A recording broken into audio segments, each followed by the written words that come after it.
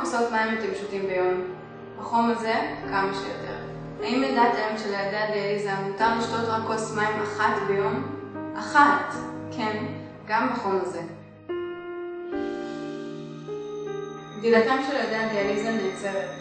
חלקם ימשיכו לראות ילדים גם הרבה אחרי גיל 18. תארו לעצמכם איך זה לנהל ככה מערכת יחסים, לצאת לבלות עם חברים או להתקבל לעבודה רצינית. ילדי הדיאליזה צריכים להיות מחוברים למכשיר הדיאליזה במשך 4 שעות.